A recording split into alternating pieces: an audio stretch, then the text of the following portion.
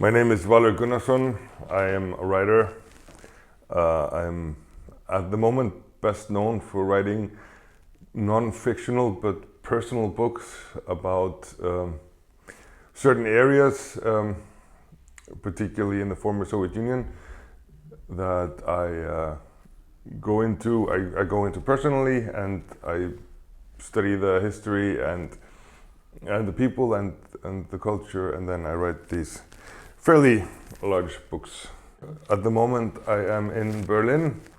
I have been going back and forth to Berlin now for 10 years, but Reykjavik will always be home, and I'm coming to accept that. I just remember when I was 11 or 12, I had this sense of maybe fatalism, that I was going to die one day. What can I do to leave it behind? I was also a little bit worried about starting next stage of school, and I think I was hoping to become a famous writer by 12.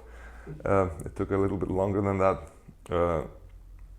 but also, I attended a new school every other year, and I think reading and then writing was a way to maybe find some stability. And it is, in some ways, apart from financially, it is a very stable life. I do the same things every day, more or less, right? So I started writing for papers. I found the paper called the Projekt 𝐄�𝐈𝐂 𝐑𝐄𝐒, which did quite well, and then it took me a long time to actually be in a position where I could have my books published. First one was published in 2007, which was a novel set in Finland, also set in a pre-Viking sort of mythological Scandinavia.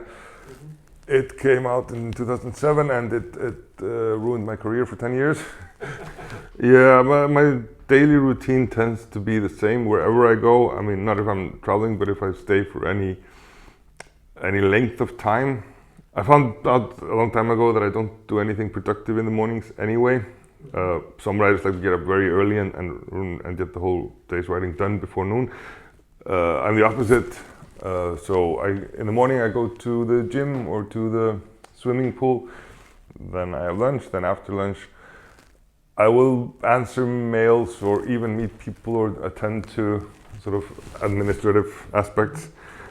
And then in the afternoon I start to write, and I really get going, and I write a lot usually in especially those hours between 5 and 7. So at dinner time I stop, and then the writing is done for the day. And then in the evening I either go out or go to the cinema or read, often related to something that I'm working on, but that's the time to sort of regenerate, refill the batteries, and get new ideas.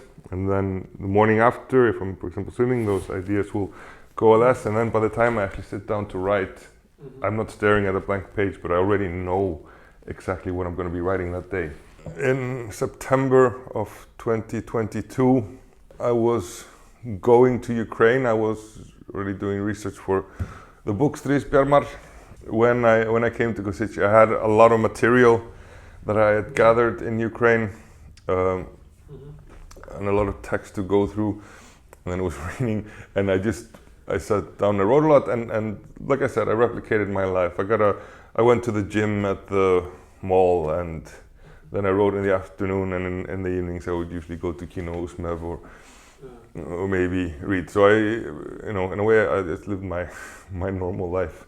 For me, what I remember most is the overlapping identities, which I found very fascinating. I was living in the residency in the Sándor Márai house. Sándor Márai is one of the main Hungarian writers, but he grew up in Košice. So there is this whole Hungarian history and identity, and one of the people who ran the residency was of Hungarian roots. There's also the Austrian/German, and it's called Kassa. There's a Sándor Márai museum, and outside there's a statue of him on a bench, I believe, and you can sit on an empty chair and have a conversation with Sándor Márai. Maybe there'll be the Košice School of Writing in Icelandic literature history. Although I think we've all been working on very different projects, but we'll see if there is some thread that connects it all together.